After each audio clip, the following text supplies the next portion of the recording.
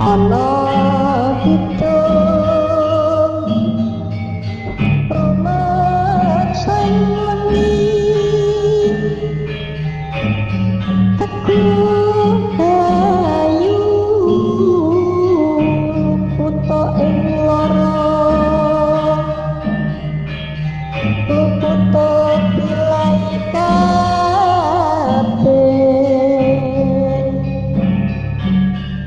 jin setan tatan purun.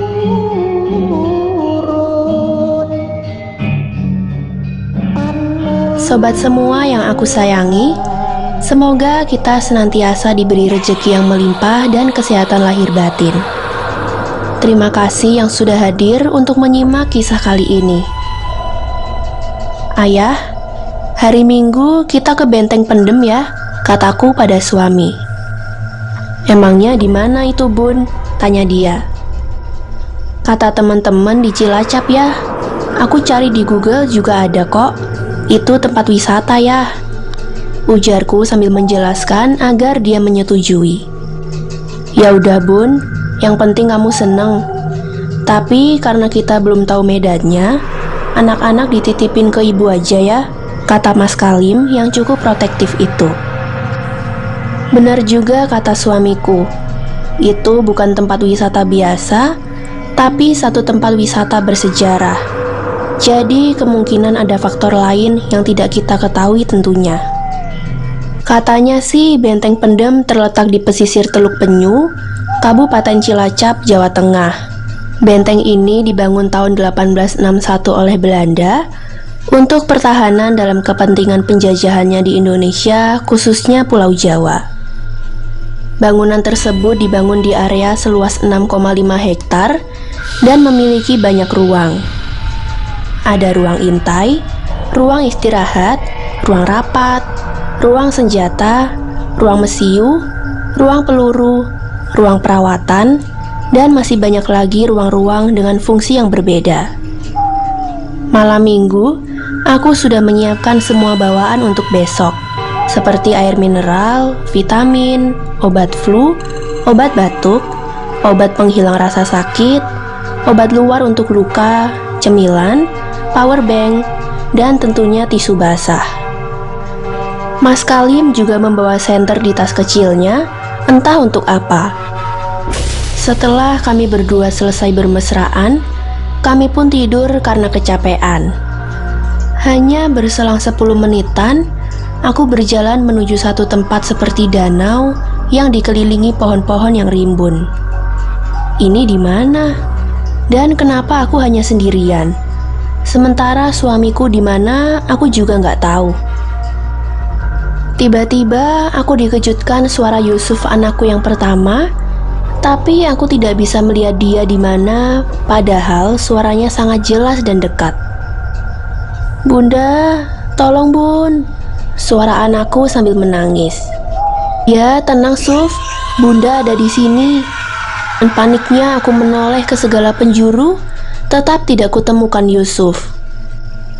Percikan air dari arah atasku menyadarkan aku untuk melihat ke arah atas dan astagfirullah, anakku di atas pohon sambil dipegangi satu sosok tinggi, kira-kira 10 meteran. Antara syok dan takut menyelimuti pikiranku, tapi aku harus mendapatkan kembali anakku. Ternyata percikan itu adalah pipisnya Yusuf. Kasihan dia sampai terkencing-kencing begitu. Aku yang sudah menangis ini terus mencoba memanjat pohon, tetapi sangat sulit untuk naik dan akhirnya aku terjatuh ke tanah. Bunda, Bun, samar-samar Yusuf memanggilku. Aku segera membuka mata, aku bingung. Sekarang kok berada di kamar? Sekian detik aku baru menyadari kalau saat ini aku terbangun dari tidur. Aku telah bermimpi yang tidak baik, satu mimpi yang membuat kepalaku terasa sakit.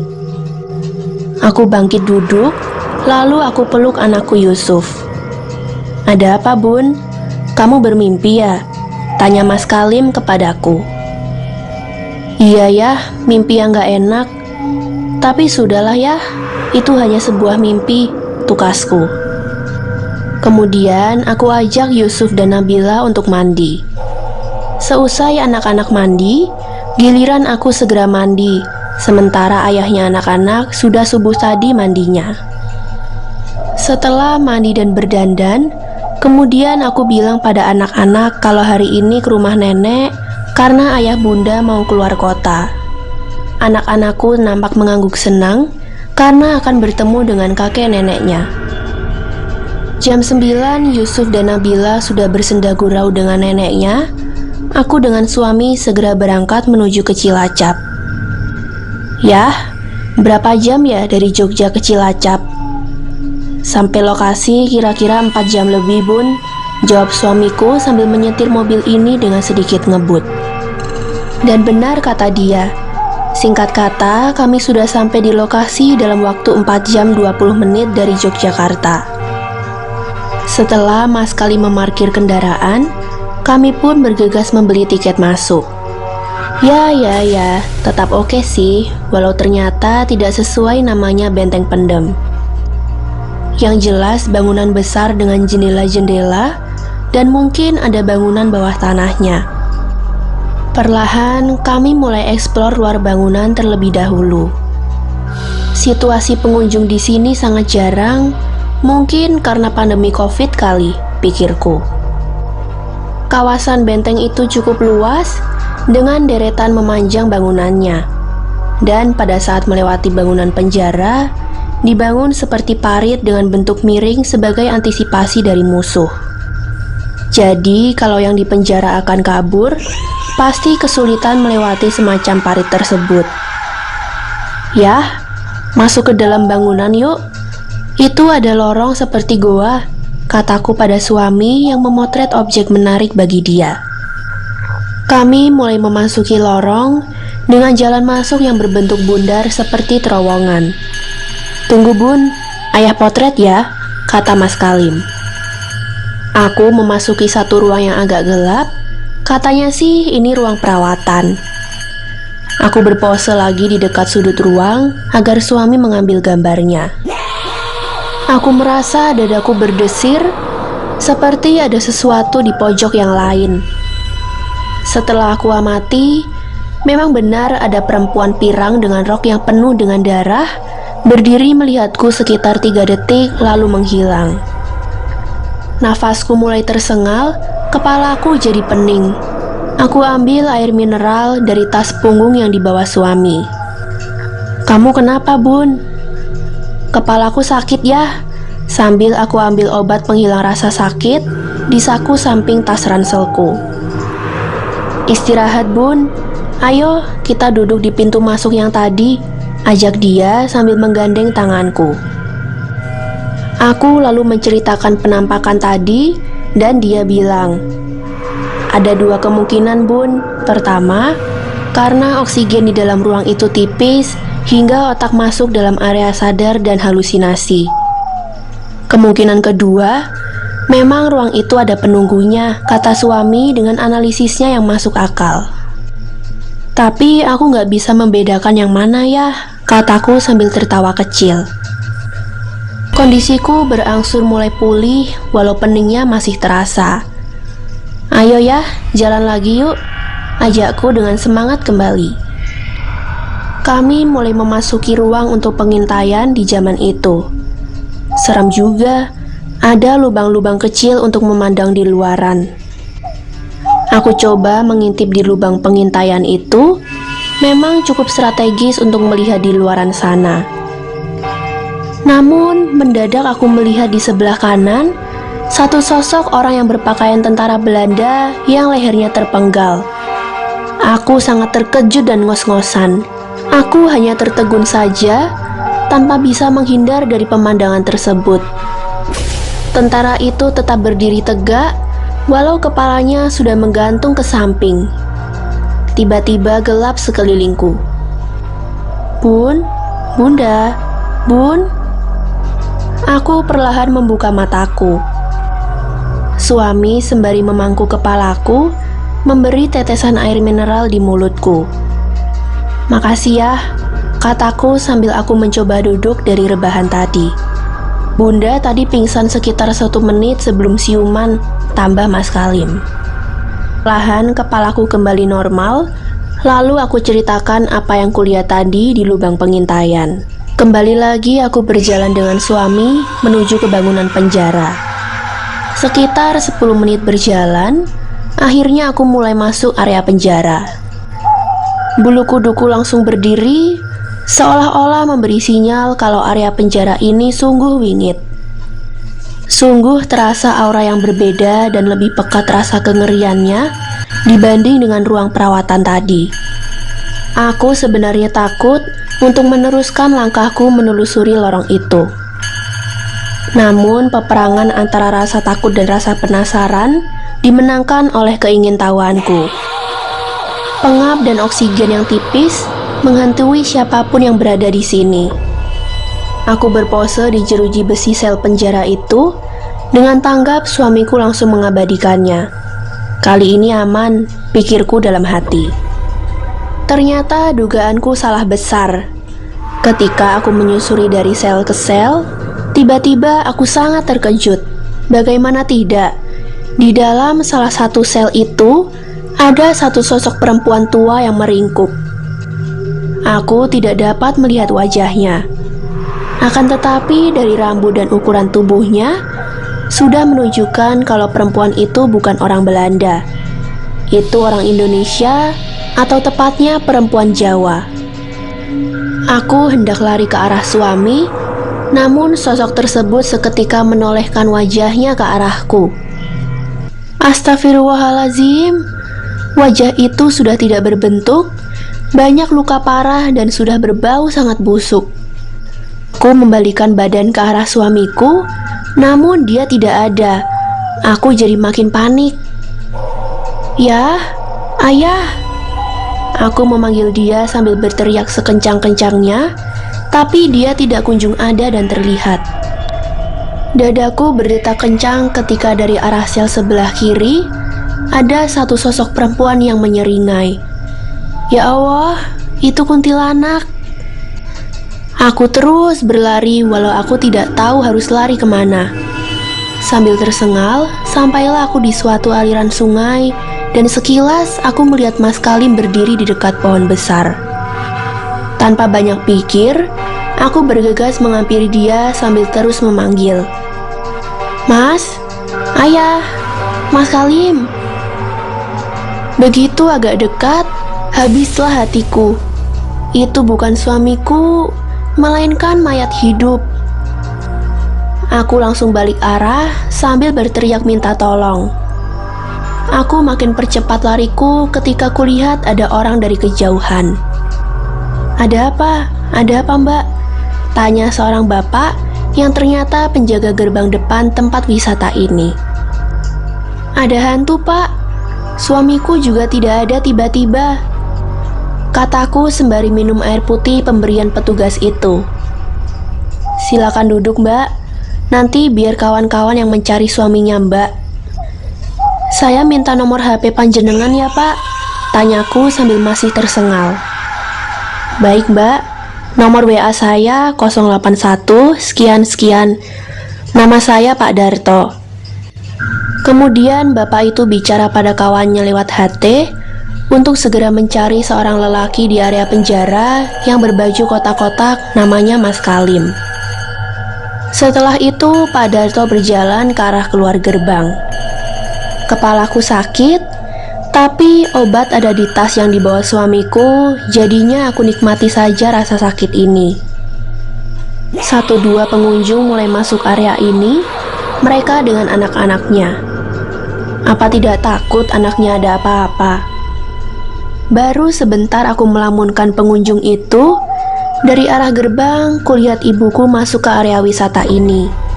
Namun kok sendirian? Kemana bapak dan anak-anakku? Kataku dalam hati. Setelah agak dekat, aku menghampirinya. "Bu, ibu, kalian sinten, Bu? Dengan siapa, Bu?" Namun ibuku terus saja berjalan ke arah dalam. Beliau berjalan seorang diri. Mungkin pendengarannya lagi terganggu kali. Jadi aku percepat langkahku untuk mengejarnya. Sesampai di samping kanannya, kutanya lagi, "Ibu mau apa dan dengan siapa kesini?" Beliau hanya menoleh padaku sebentar, lalu berjalan lagi ke depan. Hatiku jadi merasa gak enak. Jangan-jangan ini sebenarnya bukan ibuku. Kalau hanya mirip, jelas tidak. Hanya dua kemungkinan, itu ibuku atau makhluk halus. Kepalaku makin sakit, dan anehnya saat kulihat ibuku nampak blur dan tidak jelas. Namun saat aku melihat pohon atau bangunan, tidak ada yang ngeblur.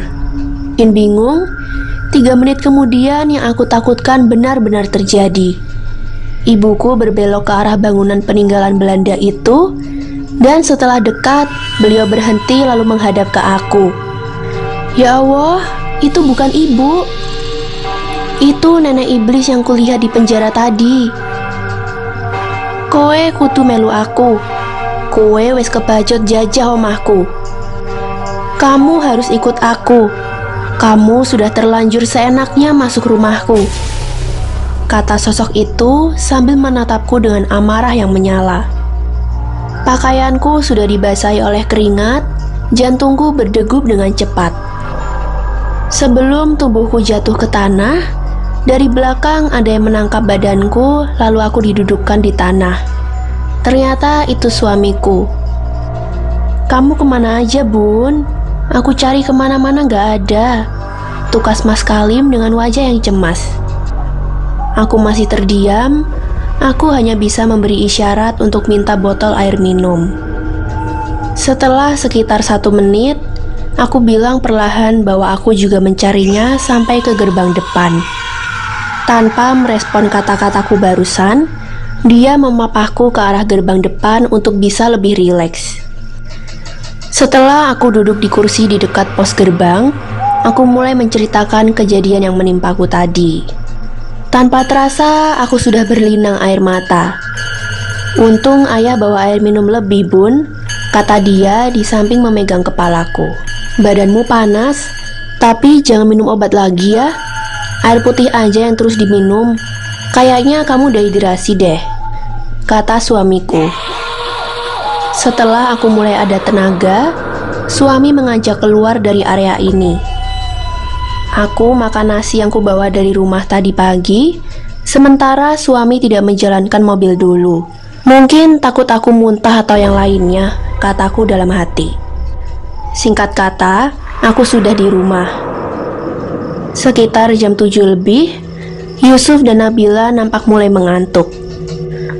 Untung sudah makan malam, gumamku sambil menyelimuti kedua anakku. Kemudian aku menghampiri suami yang duduk di teras rumah. "Ya, bobo yuk.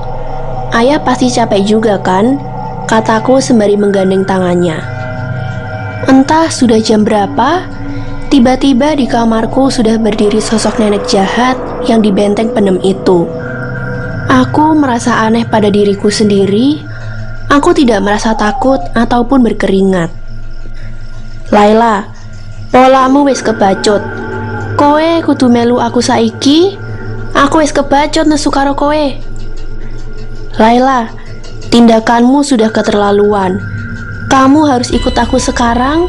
Aku sudah terlanjur marah denganmu," kata nenek itu dengan nada yang kasar. Entah keberanian dari mana, aku pun menimpali. Perbuatanku apa yang keterlaluan? Aku hanya sekedar jalan-jalan di sana. Justru kamu itu yang tidak benar. Kamu telah mengganggu kehidupanku. "Bun, Bunda, bangun dulu. Kamu mengigo. Bangun yuk." Aku sambil mengucek mata mulai menyadari kalau aku bermimpi. Aku duduk, lalu bangkit berdiri. "Iya ya, aku mimpi," kataku sambil keluar kamar menuju toilet. Untung hanya mimpi. Ini pasti terbawa dengan kejadian seram di Cilacap tadi deh. Setelah selesai aku keluar dari toilet, aku mau balik ke kamar tidur. Aku mengambil gelas dulu untuk minum, dan kemudian di hadapanku sudah berdiri nenek keparat itu. Spontan aku berteriak, "Mas, tolong!" Mas Kalim bergegas keluar dari kamar dan aku langsung bilang padanya, "Yah, iblis itu sudah ada di rumah ini. Ayah harus segera nyari solusi untuk mengusir berdebah itu." Sudah 3 tahun ini aku bekerja di satu biro perjalanan dan wisata, namun tidak terasa seolah-olah baru beberapa bulan saja. Mungkin karena suasana kantor nyaman, atau sebab yang lain aku nggak tahu. Kalau bicara teman kerja, aku sangat cocok dengan Warti. Dia itu kerjanya cekatan, nggak usah pakai lama pokoknya. Jika aku masuk pagi, pasti ketemu dia. Warti walau masih umur 24 tahun, dia sudah punya 2 anak. Makanya dia selalu masuk pagi, karena anak keduanya masih 8 bulan. Namun beda ceritanya jika aku masuk siang, belum mempunyai teman kerja yang senyaman Warti. Ada sih yang lumayan klop, dia cowok, lagi pula dia sudah bertunangan, namanya Parjo.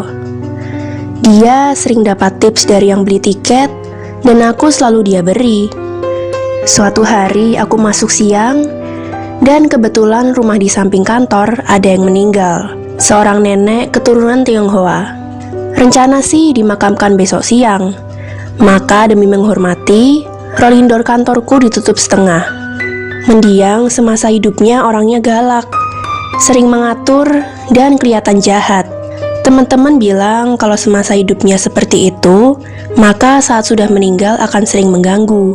Aku pun diam saja saat temanku bicarain hal itu. Jam 9 malam saat jam tutup kantor, aku agak terpengaruh omongan teman tadi.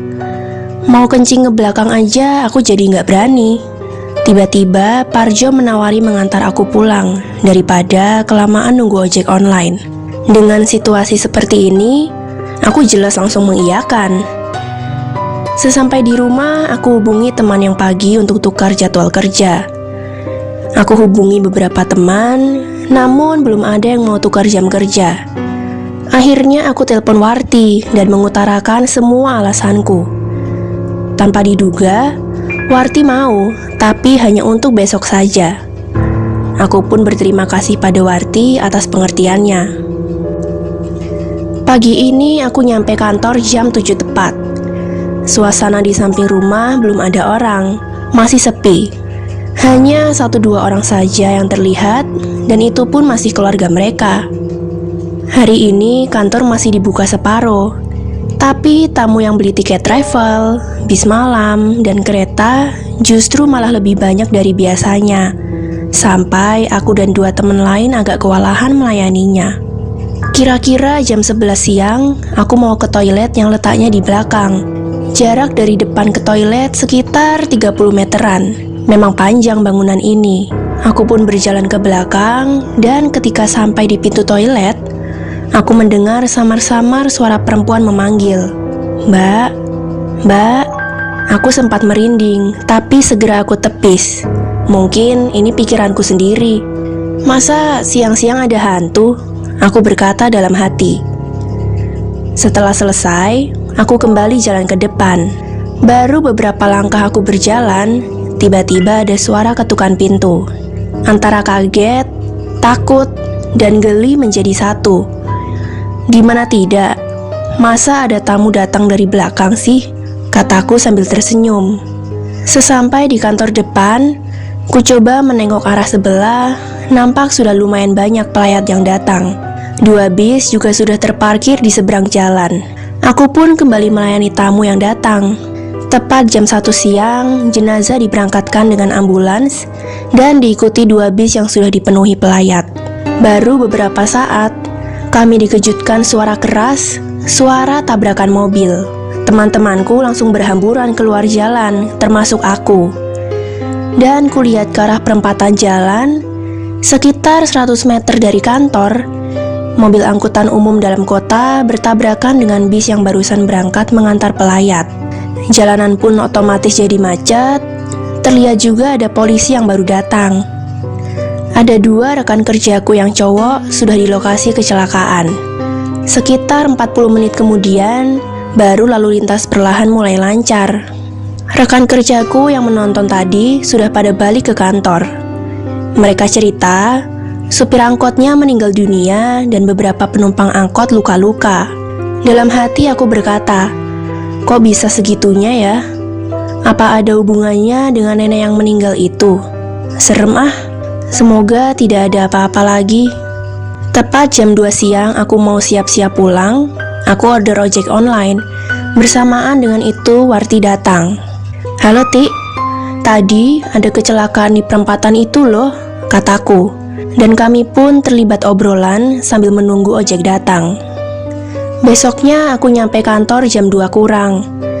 Setelah aku menaruh tas, aku bersiap untuk melayani tamu yang datang. 2 orang ibu-ibu menanyakan tiket pesawat dari Solo ke Jakarta untuk tanggal 13. Setelah aku cek di komputer, ternyata masih banyak yang kosong. Dan akhirnya transaksi pun selesai. Sekitar hampir jam 5 sore, aku menuju ke toilet, melewati ruang tengah di mana kebetulan pemilik kantor ini sedang ngobrol dengan tamunya. Aku permisi untuk numpang lewat. Setelah sampai, aku langsung masuk toilet. Tiba-tiba, aku mendengar di balik tembok seperti ada yang mengetuk-ngetuk. Duh, mulai nih, pikirku. Setelah selesai, aku buka pintu toilet dan di situ sudah ada seorang perempuan agak tua juga mau ke toilet. Aku sangat terkejut.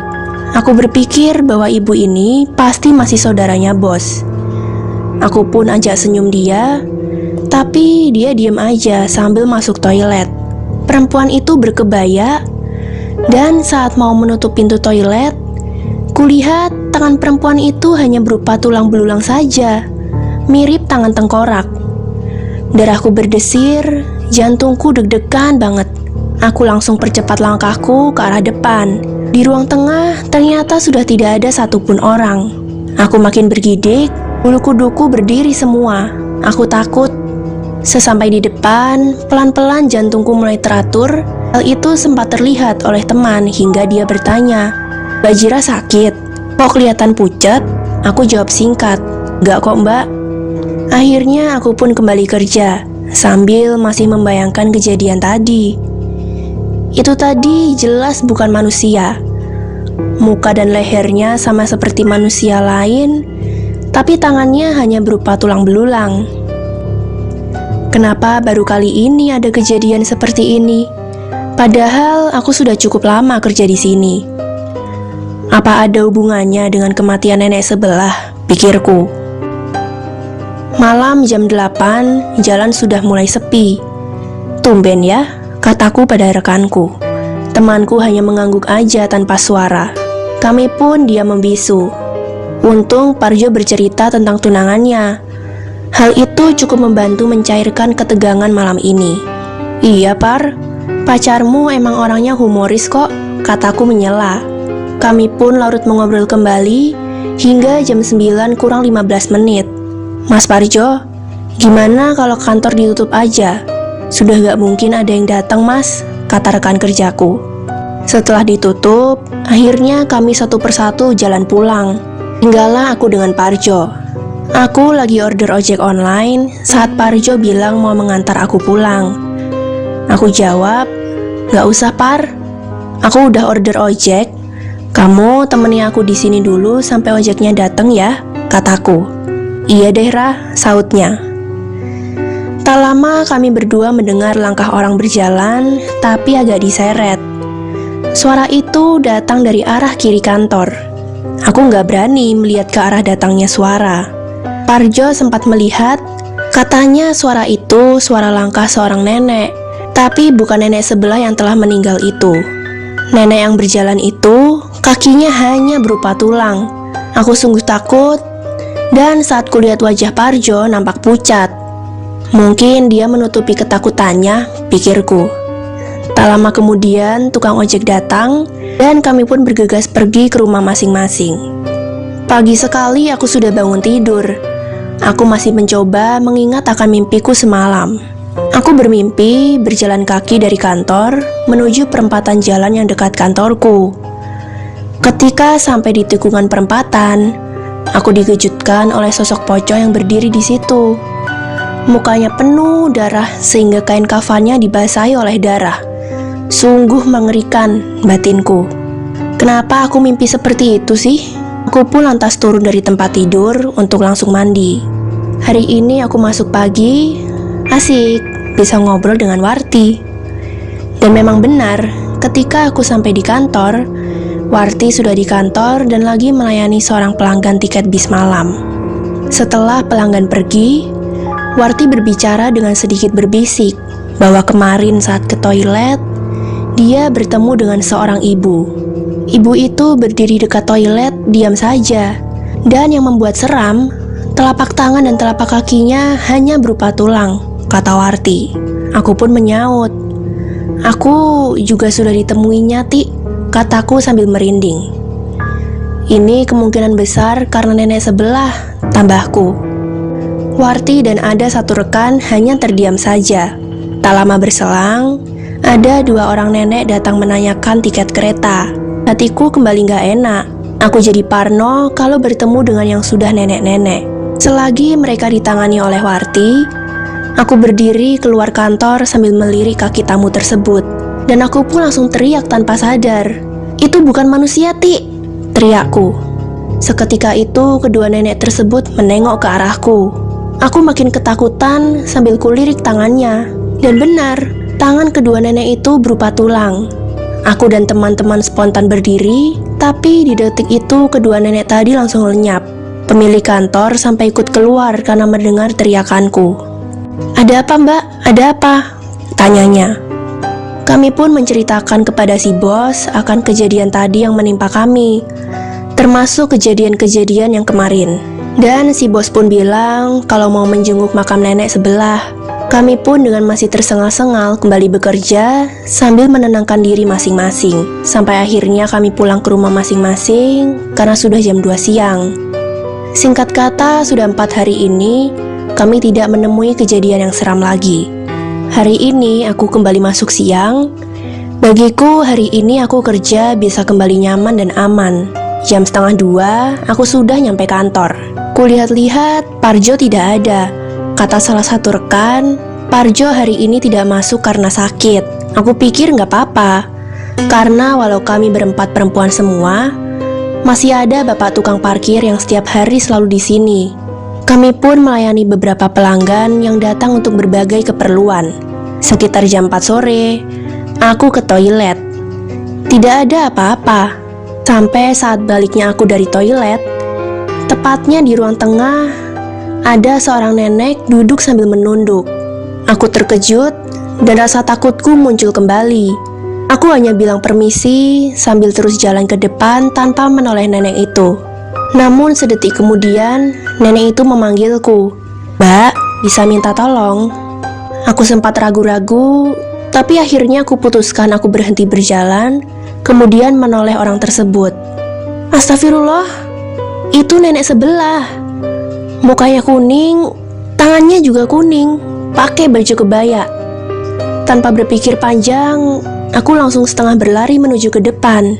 Saat rekan-rekanku tahu aku sedang berlarian, mereka tanya ada apa lagi. Dengan nafas yang tidak teratur, ku minum dulu segelas teh. Setelah sedikit tenang, baru aku mulai menceritakan kejadian tadi. Rekanku semua tampak juga ikut takut dan tegang. Kami tetap berusaha melayani pelanggan dengan baik, walau hati kami semua lagi bergejolak. Kira-kira jam 7:30, ada suara benda jatuh dari belakang. Kami berempat sangat terkejut, karena suara itu cukup keras. Namun tiada satupun yang berani menengok, apalagi mendatangi. Salah satu rekanku ada yang menyeletuk. Jika ada yang ke toilet, mending ke pom bensin aja walau agak jauh. Dan itu memang solusi yang tepat, pikirku. Kami pun kembali melayani pelanggan jika ada yang datang. Dan kira-kira jam 9 kurang, ada pelanggan datang. 2 orang laki-laki setengah baya mau memesan tiket travel. Namun tiba-tiba ada suara orang lari dari dalam. Sedikit kulirik, ternyata pemilik kantor ini. Tapi beliau langsung diam saat melihat ada pelanggan. Aku kembali melayani pelanggan tersebut sampai seseorang pelanggan tersebut menyodorkan uang pembayaran. Kami semua sontak terkejut. Bagaimana tidak, tangan orang itu berubah menjadi tulang. Dengan cepat, tukang parkir mengayunkan kayu ke arah orang itu, dan seketika kedua orang itu lenyap. Sesaat kemudian, si bos cerita bahwa di ruang tengah ditemui oleh mendiang nenek sebelah. Dia minta tolong diambilkan bantal dan kotak merah. Cuma itu permintaannya. Lalu si bos langsung berjalan menuju ke rumah sebelah untuk menyampaikan pesan itu. Dan si bos menekankan kalau sekarang juga permintaan itu harus diantar ke makam dan ditanam di sana. Itu semua karena si bos gak mau kalau semua karyawannya terganggu terus. Dan gak lama, tetangga dan si bos berangkat menuju makam, namun sebelumnya berpesan kalau kunci kantor dibawa aja. Jam menunjukkan sudah jam 9 lebih. Aku langsung pesan ojek dan menyuruh tukang parkir untuk membantu menutup pintu kantor. Rekan-rekanku menunggu aku sampai dijemput tukang ojek. Baru mereka juga pulang menuju rumah masing-masing, termasuk bapak parkir yang baik itu. Aku tinggal di Malang, Jawa Timur, dan saat kejadian itu terjadi, umurku baru 22 tahun. Aku bekerja di satu perusahaan swasta yang tidak jauh dari aku tinggal. Jauh hari aku sudah tahu kalau tempat kerjaku berencana mengadakan outbound selama 2 hari di luar kota. Namun lokasinya tidak jauh dari kota asalku. Kalau ditempuh dengan motor, ya paling setengah jam. Mengingat acara tersebut dilaksanakan pada hari Jumat pagi hingga sore, lalu pulang dulu, dan hari Sabtunya dimulai lagi pada pagi hari. Kemudian malamnya dilanjut dengan makan bersama, lalu ditutup dengan acara api unggun. Dilanjut menginap semalam dan pulangnya pada Minggu pagi. Sepertinya sih bakal kurang tidur. Makanya aku pikir masih ada hari Minggu untuk beristirahat. Jadinya aku positif ikut serta. Jujur, aku senang banget ada acara tersebut. Aku memang suka dengan hal yang menantang. Apalagi kalau mendaki gunung, berenang di laut, dan arung jeram. Itu semua kegiatan yang membuat aku menjadi lebih semangat dalam hidup. Namun, acara kantor itu kurangnya hanya satu. Bagi yang bukan karyawan dilarang ikut. Bahkan adik sendiri ataupun pacar juga dilarang bergabung di event tersebut. Jadi benar-benar spesial hanya untuk karyawan yang aktif. 2 hari sebelum acara outbound itu diselenggarakan, tepatnya hari Rabu sore, hari terromantis bagiku. Tepat jam 5 sore saat aku bersama temanku berjalan keluar dari tempatku bekerja, tiba-tiba sudah disambut pacarku, Mas Cahyo. Jujur, aku kaget dan senang banget. Tumben-tumbenan, kataku padanya. Iya, Say, kebetulan hari ini aku pulang cepat. Makanya tadi dari kantor aku langsung kemari. Oh, gitu ya, Mas, kataku dengan hati yang berbunga-bunga. Lalu aku pun bergegas membonceng Mas Cahyo dengan sedikit agak mesra. Di perjalanan, dia mengajak aku kulineran bakso beranak. Aku pun mengiyakan, karena di samping aku lapar, bakso yang dibilang itu memang rasanya sangat lezat. Hal itu terlihat dari banyaknya para pembeli yang datang, baik dimakan di situ maupun dibawa pulang. Sesampai di depan tempat penjualnya, memang benar, sudah banyak yang lagi menyantap bakso sedap itu. Kemudian kami duduk sambil memesan makanan dan minuman sekalian. Hati-hati di event outboundnya ya, Say. Jangan sampai jatuh atau terkilir, katanya sambil memperhatikan wajahku. Iya, Mas, aku akan hati-hati kok. Dan yang terpenting, jaga diri dan jaga hati ya, ucap dia lagi. Aku mendengar kata-kata dia jadi pengen tertawa. Iya, Mas Cahyo. Kalau aku tidak jaga hati, kenapa juga harus di acara itu? Kesempatan di setiap hari kan bisa mungkin, Mas, sautku dengan sedikit memberi gambaran. Mas Cahyo tiba-tiba mencium keningku. Aku terkejut dan malu, ini kan tempat terbuka, pikirku. Gak lama kemudian, bakso beranak datang ke mejaku. Semangkok penuh dengan bakso besar yang di dalamnya ada bakso kecil-kecil. Belum lagi masih ditambah dengan potongan daging, menambah selera tentunya. Akhirnya kami berdua mulai menyantap bakso itu. Sesekali Mas Cahyo memberi suapan ke aku.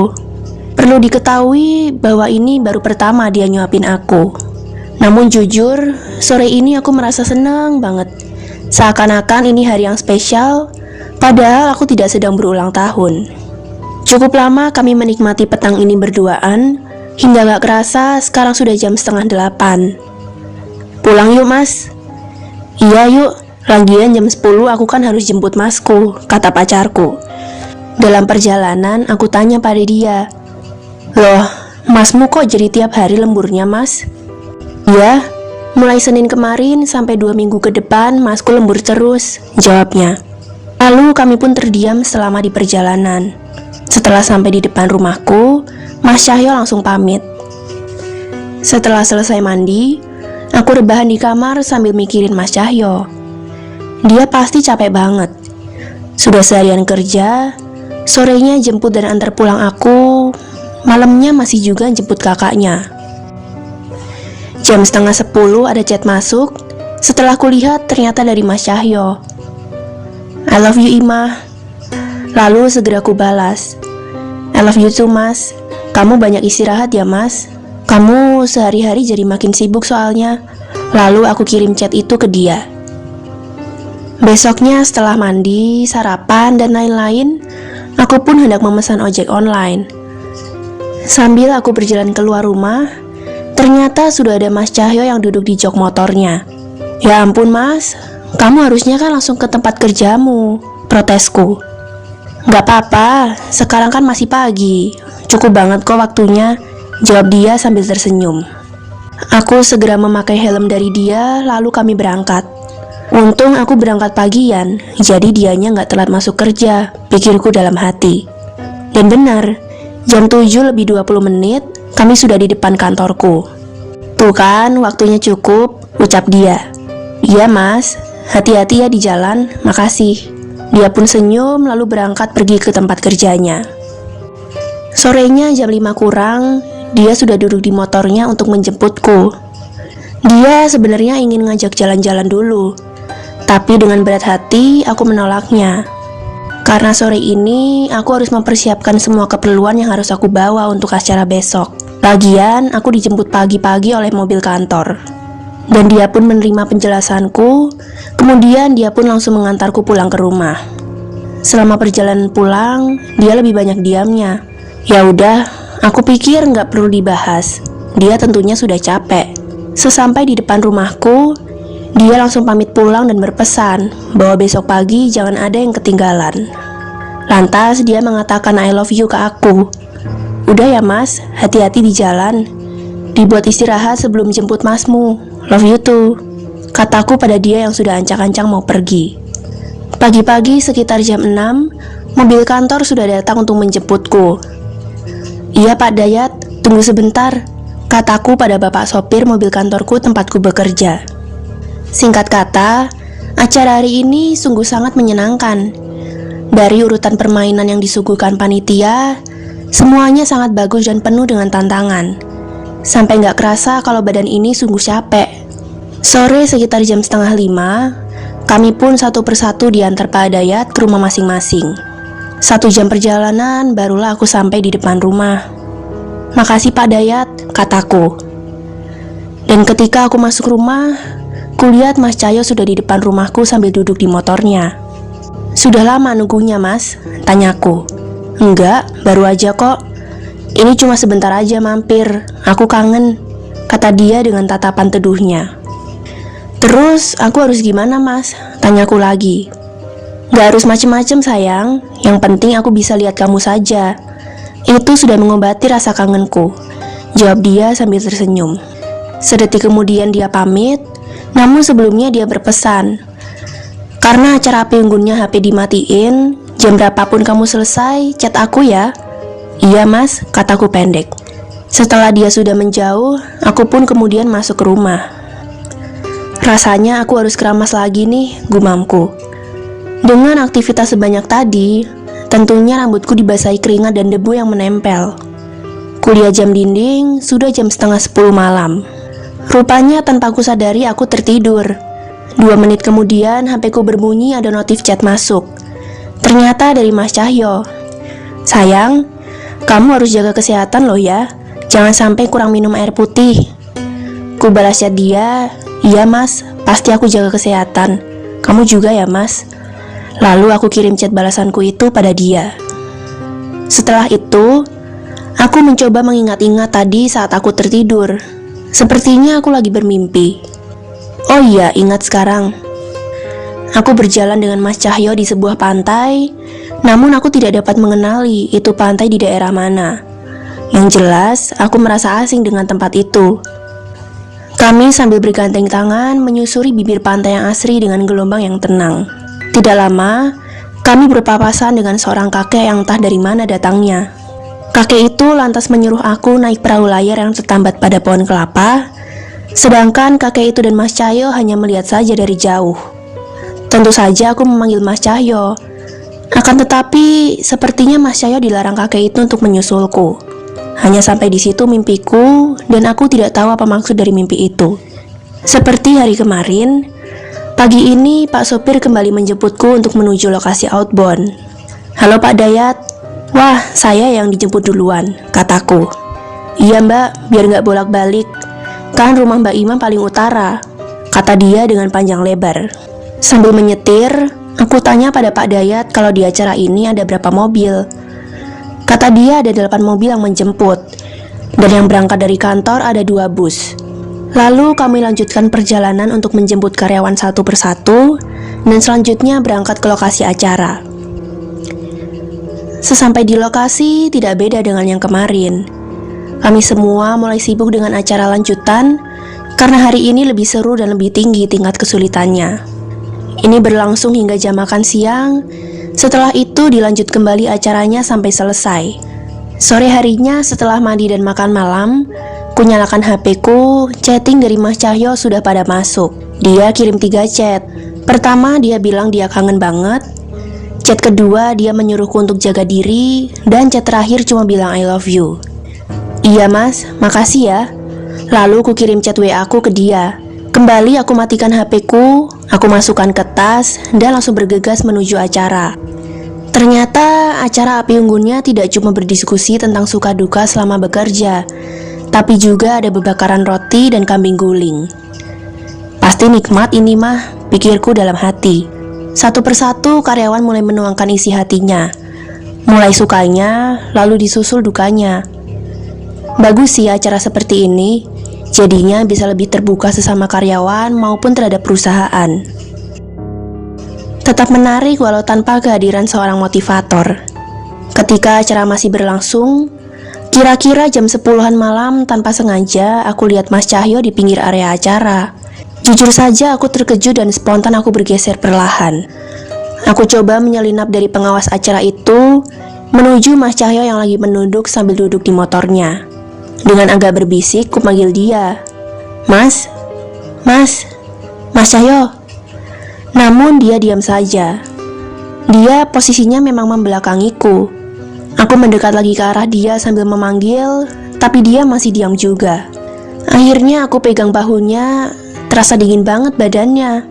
Lalu dia menoleh ke arahku, tapi dia tetap tidak bicara apa-apa. Mukanya pucat, bibirnya kering. Lalu dia menghadap ke arah semula lagi. Hatiku tiba-tiba berasa tidak enak. Bulu kuduku berdiri. Ada firasat apa ini aku? Pikirku dalam hati. "Mas Cahyo sakit?" tanyaku. Yang aku ajak bicara tetap diam saja tanpa menjawab. "Ya udah mas, tunggu situ aja ya. Aku mesti kembali ke acara nih. Lagi pula bentar lagi sudah selesai kok," kataku. Lalu aku cepat-cepat kembali berjalan menuju ke lokasi. Aku hampir aja terjatuh saat melewati semak-semak yang tanahnya basah. Dan di situ aku kaget bukan main.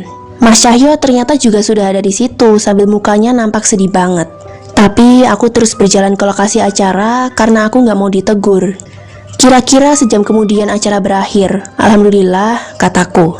Lalu aku bergegas keluar area untuk menghampiri tempat Mas Cahyo tadi berada. Namun tidak kutemukan dia. Ku tengok ke kanan dan ke kiri, tetap saja aku tidak melihat dia. Aku jalan perlahan di antara tanaman pagar, sambil terus manggil-manggil Mas Cahyo. Siapa tahu dia di balik semak-semak itu. Tapi tetap saja nggak ada. Kemana ya dia? Seingatku tadi di sini deh. Tapi kenapa jadi nggak ada? Aku akhirnya memutuskan untuk kembali ke lokasi aja untuk ambil minum. Tiba-tiba ada suara seseorang memanggilku. "Nyari siapa, Mbak? Kok gelisah gitu?" Setelah aku perhatikan, ternyata satpam area di sini. "Aku nyari masku, Pak," kataku. Pak satpam menjelaskan bahwa di area ini tidak ada orang lain yang bisa masuk, kecuali peserta acara. Aku pun kaget dan menjadi panik. "Area acara ini dikelilingi pagar besi tinggi, Mbak," katanya lagi. "Mbak tadi jam 10 juga kemari kan? Saya liatin terus mbaknya loh dari jauh. Sampean terlihat ngomong sendiri dari tadi itu," ujar Pak Satpam membeberkan yang dia lihat. Aku menyaut pendek dengan suara bergetar. Makasih Pak, maaf, makasih." Lalu aku segera ke ruang penginapan. Sesampai di kamar penginapan, aku ambil HP dari dalam tasku, tapi ternyata HP ku mati dan sialnya charger HP gak ku bawa. Akhirnya dengan perasaan bingung harus berbuat apa dan juga karena capek berat, aku pun tertidur. Pagi ini aku terbangun dengan perasaan yang gak enak. Aku mandi di rumah saja, yang penting sekarang bagaimana caranya aku harus segera ke rumah, pikirku sambil duduk dengan rombongan menuju ke arah pulang. Sekitar 1 jam kemudian, aku nyampe di rumah. "Makasih ya Pak Dayat," kataku. "Iya Mbak," lalu mobil itu berangkat lagi. Aku masuk kamarku, lalu barang bawaanku kekeluarkan semua dari tas. Dan tak lupa HP langsung aku charge. Setelah selesai aku mandi, aku merasa segar beban dan pikiran, serta bisa mengurangi rasa capekku tentunya. Sambil rebahan, aku nyalakan HP-ku. Ternyata banyak chat yang masuk. Namun aku dahulukan buka punya Mas Cahyo. Chat jam 8 malam isinya, "Aku kangen kamu banget." Chat jam 8.21 isinya, "Aku sebenarnya ingin menyusul ke tempat acaramu, tapi aku masih harus ngantar jemput masku." Chat jam 9.15 isinya, "Kamu harus selalu menjaga cinta kita." Setelah itu, tiada chat yang masuk dari dia. Lalu aku buka chat dari kakaknya Mas Cahyo jam 11 malam. Isi chatnya, "Dek Imah, mohon doanya ya. Cahyo meninggal dunia sekitar jam 10 malam karena kecelakaan." Bagai batu besar yang menghantam di kepala, aku syok membaca chat itu. Aku menangis sejadi-jadinya. Aku gak menyangka kalau secepat ini kamu pergi, Mas. Bodohnya aku, padahal banyak tanda firasat. Tapi kenapa aku tidak menyampaikan ke kamu, Mas? Berarti semalam waktu aku melihatmu di area acara itu, kamu lagi pamit kepada aku ya, Mas? Aku masih terus menangis. "Iya, Mas. Aku mau gak mau, bisa gak bisa, aku harus mengikhlaskan kamu pergi. Semoga kamu diterima di sisinya. Amin." Nangisku makin menjadi-jadi, sampai aku gak tahu lagi harus kemana. Di usiaku yang menginjak 43 tahun ini, cukup banyak suka duka yang kulampaui. Sukanya jika setiap makanan yang kami sajikan dapat diterima oleh pelanggan dengan baik dan puas. Namun, dukanya justru bukan di seputar makanan atau layanan kami. Dukanya adalah jika kami diganggu oleh makhluk halus.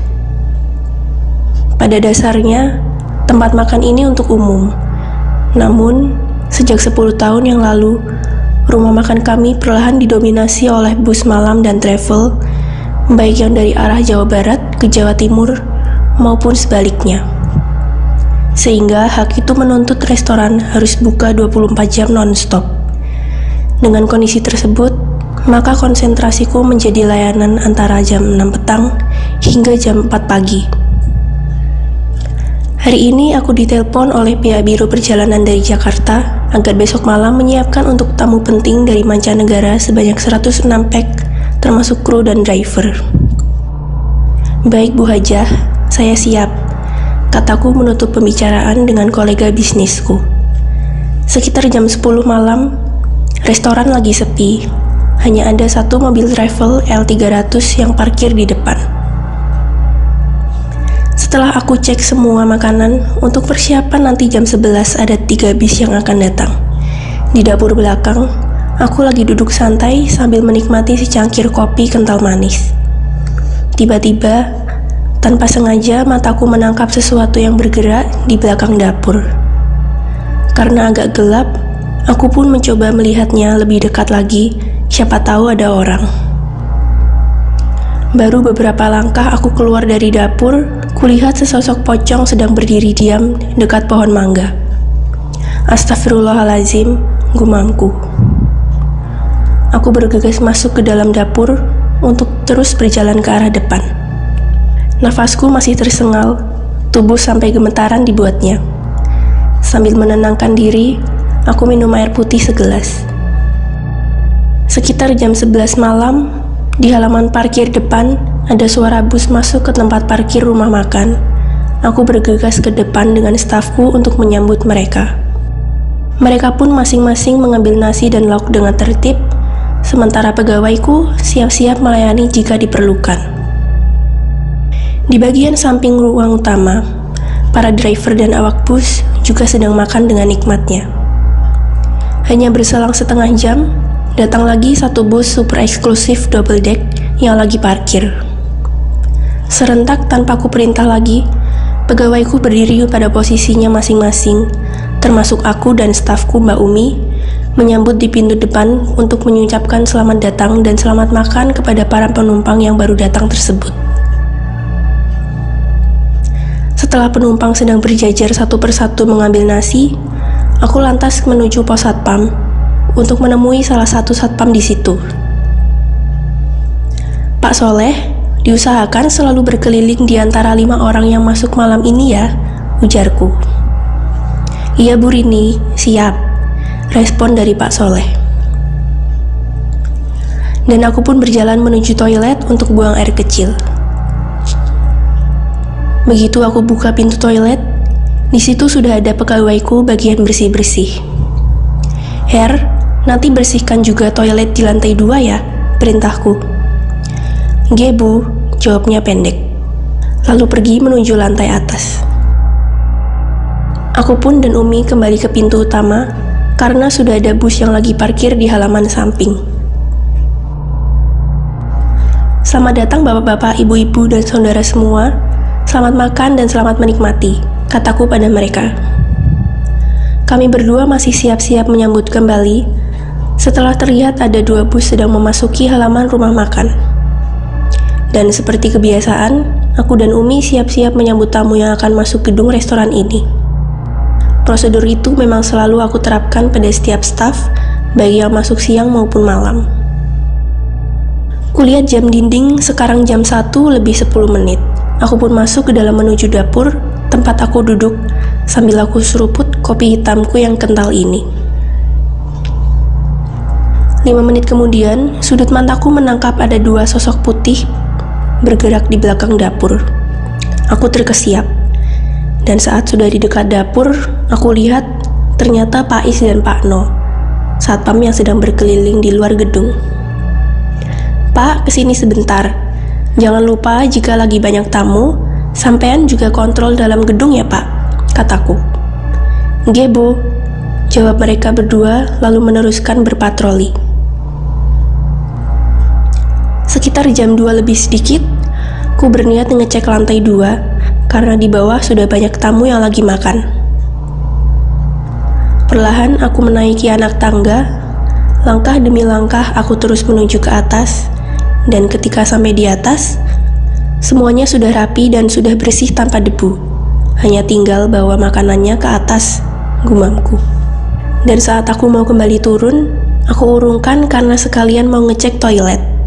Sesaat aku belok ke arah toilet, aku dikejutkan sosok kuntilanak. Keringat dinginku langsung menetes dari dahi. Bulu kuduku telah berdiri semua, aku sampai terpekik pelan. Lututku lemas saat aku mau berlalu ke arah anak tangga. Dengan bergegas, aku paksa untuk tetap berjalan. Sebelum aku menapakkan kakiku pada anak tangga, aku sempat melihat lagi arah toilet. Aku semakin takut, kuntilanak itu bergerak ke arah depan. Bergeraknya seperti melayang. Aku akhirnya menyusuri anak tangga sampai ke bawah. Begitu aku duduk di dapur, ku panggil pegawaiku yang bagian masak. Siti, tolong ambilkan ibu air putih ya. Begitu Siti bawa air minum, aku segera menenggaknya hingga 1 gelas habis. Lalu ku panggil satpam Pak Soleh melalui HT. Sebentar kemudian, Pak Soleh datang. "Bagaimana, Bu?" tanya dia. "Pak, sampaian ke atas. Apa benar di atas ada kuntilanak di dekat toilet? Karena tadi saya telah melihatnya," kataku. "Baik, Bu," kata Pak Soleh dan segera naik ke atas. Sekembalinya dari atas, satpam itu mengatakan bahwa tidak ditemukan pocong atau kuntilanak di seluruh sudut lantai itu. Tidak terlalu lama, ku dengar suara bus mendekati restoran ini. Aku bergegas ke depan diikuti Umi. Subuh ini jam 4 aku pulang dijemput suamiku, sementara supervisi restoran diwakili oleh Umi sebelumnya masuk pagi datang. Selama 3 hari ini, aku tidak menemukan hal yang ganjil dan menakutkan lagi. Apakah sudah segitu saja? Apakah kemunculan hantu akhir-akhir ini sudah tidak ada lagi? Ternyata jawabnya tidak. Kulihat buku jadwal bus dan travel untuk malam ini baru ada jam 10 malam. Namun biasanya di luar jadwal tersebut, ada beberapa bus yang secara spontan datang untuk istirahat makan di restoran ini. Sekarang masih jam 7 malam, keadaan rumah makanku belum ada orang yang datang. Hanya 2 pegawai saja yang standby di ruang depan, selebihnya, termasuk aku, duduk di dapur sambil ngerumpi. Di luar gedung ada 5 satpam di posnya. Selain itu, terasa sepi banget. Hanya 1-2 kendaraan yang lewat di jalan raya. Tiba-tiba, kami yang di dapur dikejutkan oleh suara pegawaiku yang di depan berteriak minta tolong. Aku dan lainnya yang di dapur otomatis segera ke ruang utama. Di situ juga sudah ada 3 orang satpam yang masuk ke ruang itu juga. Setelah aku mendekati si Atik yang berteriak tadi, ternyata Mbak Ning lagi kesurupan. "Ning, sudah, minum ini Ning," kataku. Namun suara Ning yang terdengar serak itu mengatakan, "Jangan dekati aku, pergi semua," kata si Ning. Pegawaiku yang standby dengan Atik di depan ini terus meraung-raung seperti harimau. "Panggilkan Pak Soleh," kataku pada Umi. Sementara Ning masih dipegangi oleh kedua satpam tadi. Pak Soleh menatap Ning dengan tajam sambil mengusapkan air putih pada kepala Ning. "Aku ingin dia mati," kata Ning sambil menunjuk ke arah Sri, pegawai bagian cuci piring. Disebut seperti itu, spontan Sri terlihat terkejut sampai menangis. "Namamu siapa?" bentak Pak Soleh kepada Ning yang masih kesurupan itu. Sambil masih meraung-raung, Ning bilang, "Aku Wagiso." Sementara aku mengusap muka Ning dengan air, termasuk tengkuknya juga. Disusul Umi juga membasahi telapak tangan dan telapak kaki Ning. Sekitar 5 menit kemudian, Ning pingsan. 3 satpam termasuk Pak Soleh membopong Ning untuk dibawa ke dapur, lalu dibaringkan pada kursi panjang. Untung kejadian ini selagi tidak ada tamu datang, pikirku. Dan benar, sekitar 20-an menit kemudian ada 2 bus yang datang. Aku dan Umi segera ke pintu utama untuk menyambut mereka. Kulirik arah jam, menunjukkan jam 9 lebih 5 menit. Setelah sekitar setengah jam kemudian, aku mau minum kopi hitam kental manis di dapur. Apa ada hubungannya ya antara Sri dan orang yang bernama Wagiso itu? Tapi kenapa justru Ning yang kerasukan, kataku dalam hati. Saat ku tengok, Ning masih terlentang di kursi panjang itu walau sudah siuman, namun dia masih belum bisa diajak bicara. Aku memanggil Harry ketika dia lewat lagi di depanku. "Her, kamu bilang Mbak Umi agar menghubungi IGD rumah sakit terdekat untuk memastikan masih buka atau tidak," kataku. Harry pun segera menuju ke depan. 10 menit kemudian, Umi datang ke arahku, namun keduluan ada suara bus yang datang. Akhirnya aku dan Umi bergegas ke arah depan. Sambil menunggu tamu masuk gedung, Umi mengatakan kalau tadi sudah menelpon dan IGD-nya buka. "Nanti kamu pergi dengan Pak Soleh untuk membawa Ning, biar ditangani medis di sana ya," ucapku. Setelah para tamu sudah pada masuk gedung, aku pun berjalan ke arah dapur. Untuk melihat kondisi Ning, ternyata dia sudah bisa duduk. Namun ketika aku tanya tentang kondisinya, Dia masih bengong dan tidak merespon pertanyaanku. Ku pegang kuningnya, terasa panas banget. Sebelum aku panggil Umi, ternyata Pak Soleh dan Umi sudah muncul lewat samping. Akhirnya mereka berempat, Pak Soleh, satpam satu lagi, Umi, dan Ning berangkat ke IGD. Setelah menyambut tamu restoran sendirian, aku langsung ke pos satpam. Bu Rini, ada yang bisa saya bantu? Tanya salah satu satpam di situ. Ada yang tahu Wagiso itu siapa? Tanyaku. Almarhum Wagiso itu dulunya pacarnya Ning, Bu. Jawab salah satu dari mereka bertiga. Lalu apa hubungannya dengan Sri? Tanyaku kembali. Satpam itu menceritakan waktu pacaran dengan Ning, Sri itu sering digoda oleh Wagiso. Memang Mbak Sri lebih cantik, namun Ning terlanjur sakit hati kepada Wagiso. Dan kasakusuknya, cinta Wagiso pada Sri diterima oleh Sri di belakang Ning. Memang kalau di sini dari dulu Ning dan Sri itu terkesan baik-baik saja, padahal kalau di luar restoran, Ning masih dendam. Cinta segitiga itu bubar ketika suatu hari Wagiso meninggal dunia tanpa sebab. Sakit juga tidak, keracunan makanan juga tidak. Di desanya kematian itu menjadi misteri sampai sekarang. Cerita satpam yang biasa dipanggil Bogel itu. Oke Gel, sementara begitu dulu, makasih ya, ujarku. Iya Bu, sama-sama, balas Bogel. Aku kembali menuju dapur setelah menyambut tamu yang datang. Sekarang jam 12:30 malam. Kok Pak Soleh belum balik ke restoran ya? Gumamku dalam hati. Tak lama ternyata mereka baru sampai di sini. Tampak Pak Soleh dan Umi menunjuk ke aku yang lagi duduk di dapur. Loh, Ning kemana Pak? Tanyaku pada Pak Soleh. Dia harus dirawat di rumah sakit Bu. Sakit liver akut, jawab kepala satpam di rumah makan ini. Baik Pak, terima kasih, ujarku. Lalu aku bilang pada Umi agar mengawal Ning perihal perawatan itu, juga konfirmasi pada staf yang masuk pagi. Baik Bu, jawab Umi sambil jalan ke depan untuk menyambut tamu yang datang. Sementara aku masih duduk di dapur sambil merenungkan kejadian tadi itu. Her, saya minta tolong panggilkan Mbak Sri ya. Makasih, kataku pada Heri. Tak lama kemudian Sri datang dan duduk di depanku. Nggih Bu, wonten menopo? Tanya Sri.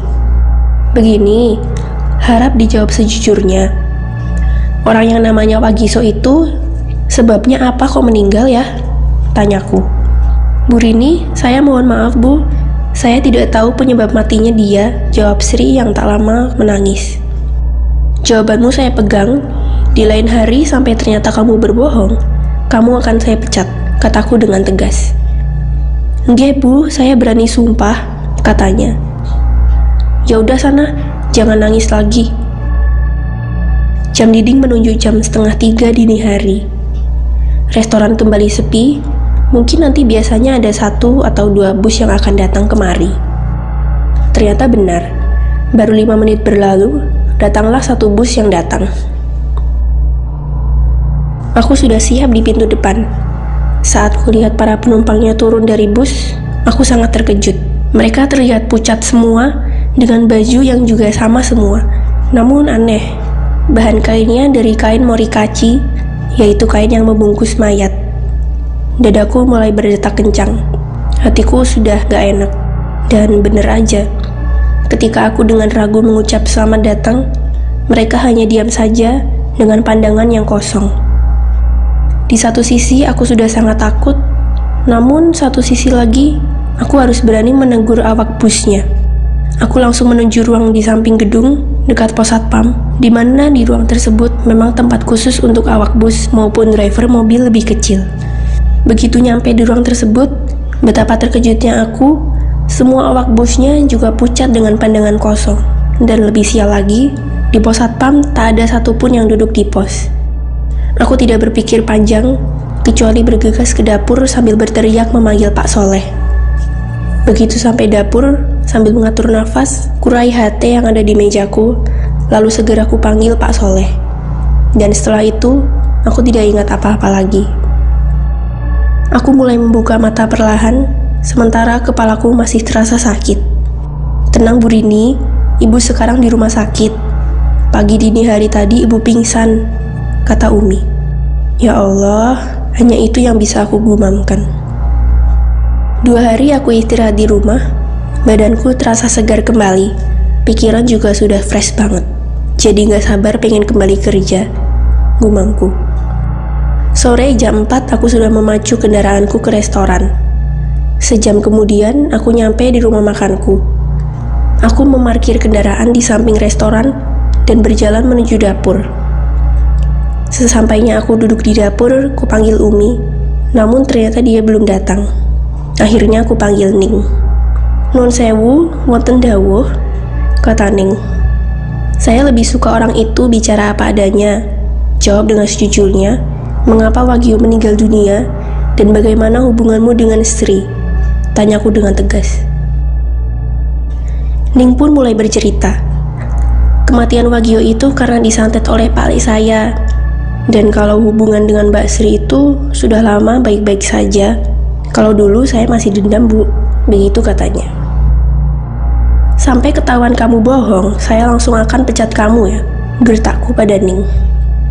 Sri, kamu kesini sekarang, panggilku. Setelah Sri duduk di dekatku, aku mengatakan pada Sri dan Ning, kalau masih pada dendam-dendaman, keluarkan sekarang, ujarku pada mereka berdua. Demi Allah sekarang sudah tidak ada lagi Bu, kata Ning. Aku juga Bu, demi Allah sudah tidak ada ganjelan lagi Bu Rini, ujar Sri. Oke, sekarang kalian saling minta maaf. Akhirnya mereka berdua berjabat tangan, lalu berpelukan sambil sama-sama minta maaf. Baik, kalau sudah, kembali bekerja yang rukun, dan dilap itu air mata kalian, kataku. Nggih Bu, kata mereka serempak. Sekitar jam 6 petang, aku naik ke lantai 2 untuk mengecek kursi-kursi makan. Sesampai di atas, kulihat ada Harry sedang membersihkan lantai dengan karbol. Setelah hampir separuh kursi sudah aku cek, aku memanggil Harry untuk mendekat. Namun Harry masih terus mengepel, seolah dia tidak dengar kalau aku memanggil dia. Aku berjalan mendekatinya. Harry, panggilku. Dia masih diam saja.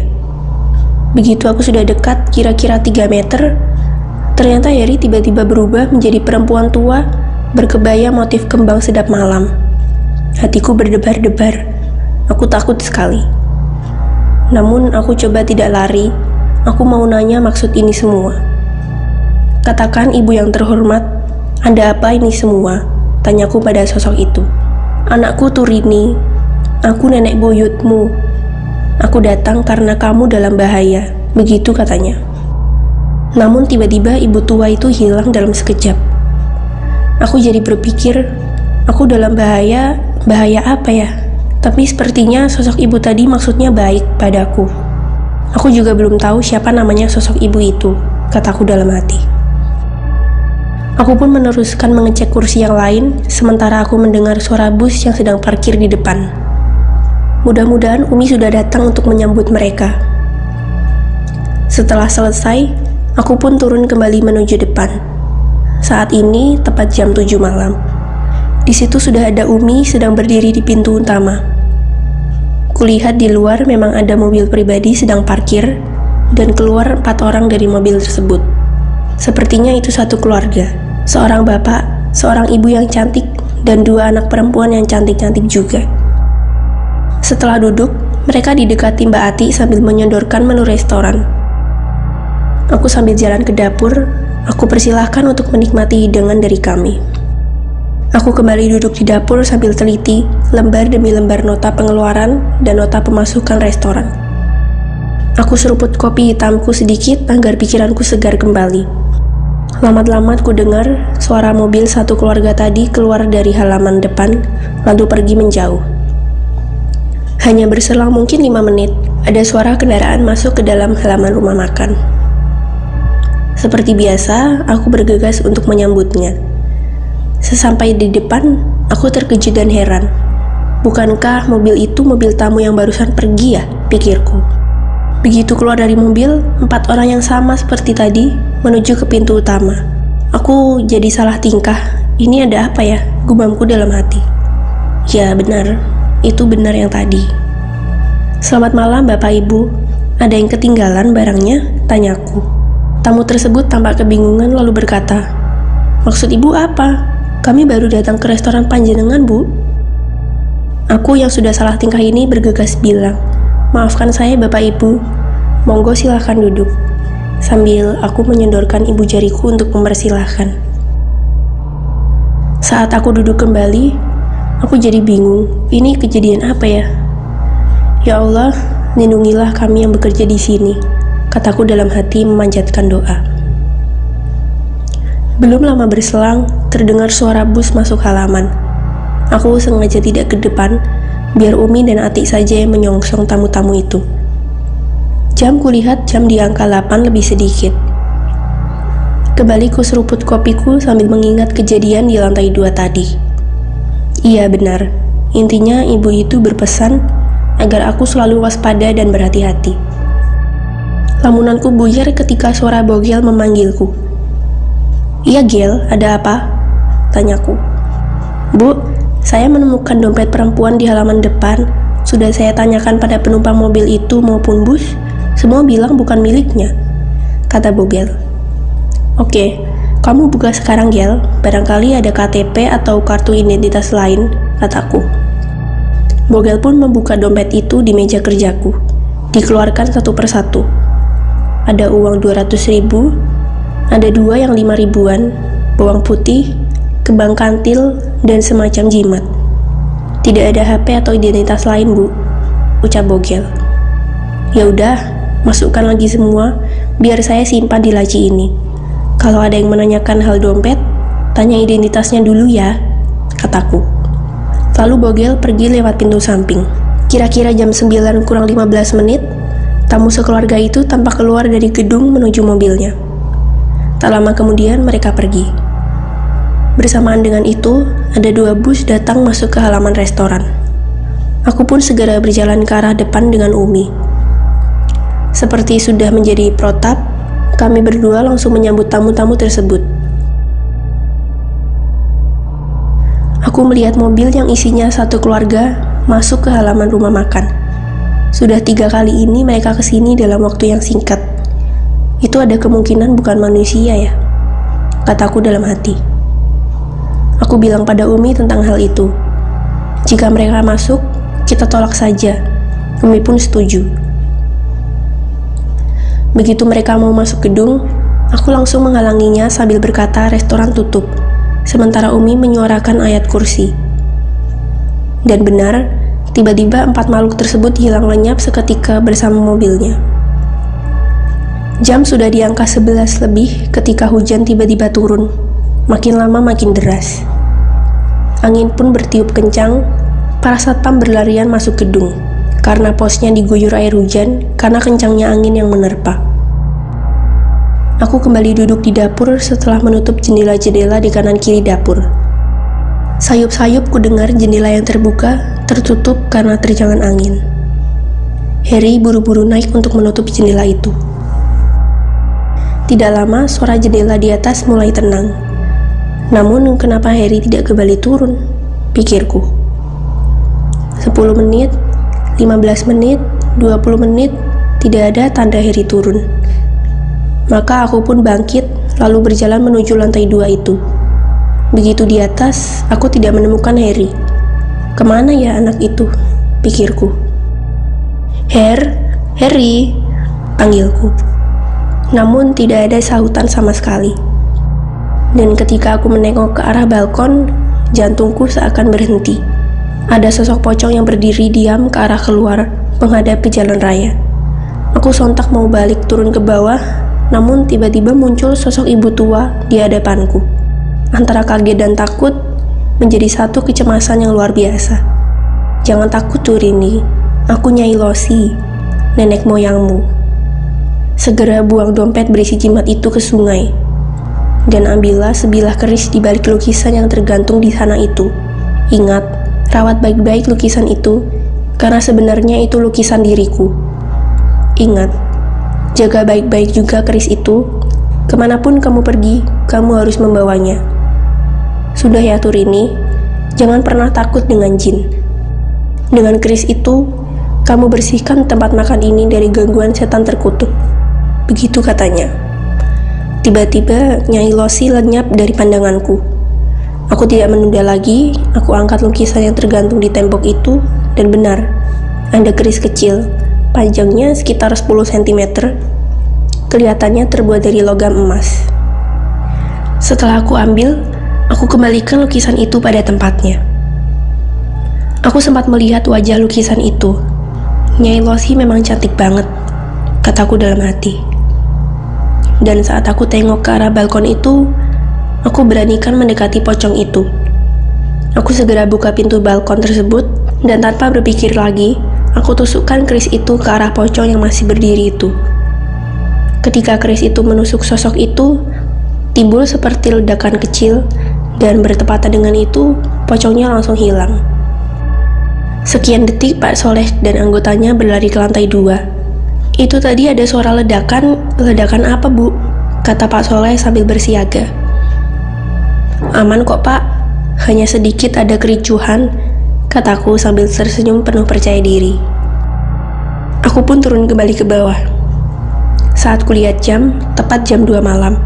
Berarti aku di atas itu lama sekali, gumamku. Besoknya aku menyuruh Bogel untuk membuang dompet yang ditemukan itu ke sungai. Petang ini jam 6, sambil aku selipkan keris di pinggangku, aku panggil Ning. Sini Ning, saya mau sembuhkan kamu. Begitu Ning sudah dekat, aku langsung usap jidatnya ke arah atas. Dia sempat terpekik, namun akhirnya kembali tenang. Semoga Wagio sudah tidak menghantui kamu lagi, kataku. Terima kasih Bu Rini, kata Ning. Setelah Ning kembali kerja, aku panggil Harry. Her, kamu sehat aja kan? Tanyaku. Alhamdulillah sehat, Bu. Sebentar lagi kamu ke atas, bersihkan lukisan itu. Pelan ya, jangan sampai rusak, perintahku kepada Harry. Dan dia pun segera mengerjakannya. Aku seruput kopi hitam yang dibuatkan si Ipah. Segar rasanya. Sekitar jam 8 malam, datanglah satu bus masuk parkiran. Anehnya, tiada satu penumpang pun. Itu bus kosong. Ngapain bus itu kemari? Gumamku pelan. Aku ambil keris Nyai Losi itu, lalu aku selipkan di pinggang. Kemudian aku berjalan ke depan.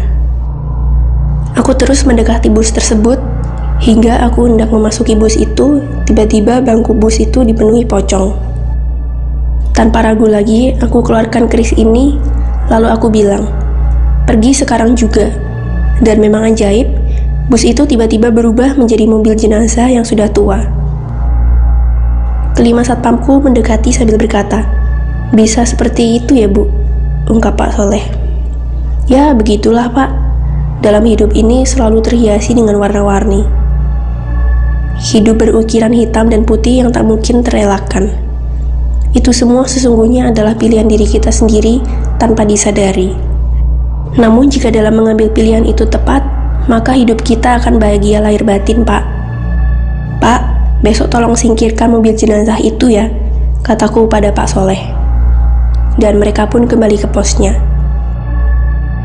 Aku kembali hendak masuk ke pintu utama, namun aku sempatkan melirik arah balkon lantai 2. Di situ Nyai Losi lagi berdiri, sambil tersenyum manis. Terima kasih Nyai Losi, kataku dalam hati. Kemudian aku pun berjalan ke arah dapur. Hari ke hari kurasakan restoran ini berjalan normal kembali seperti sedia kala. Semua pegawai juga rukun dan saling bercanda dengan ceria. Ini justru akan membawa irama kerja makin sinergis dan menyenangkan. Terutama Sri dan Ning tampak menjadi akrab dan makin bersahabat. Ketika keharmonisan kerja sudah tercipta pada jam kerja yang malam, maka secepatnya aku akan mencoba yang kerja di siang hari, agar bisa sesinergis dengan pekerja yang malam hari. Dan sudah tentu akan aku ceritakan kembali di lain kesempatan tentang suasana kerja di sini jika pada waktu siang hari. Demikian cerita dari aku, Turini. Wassalamualaikum.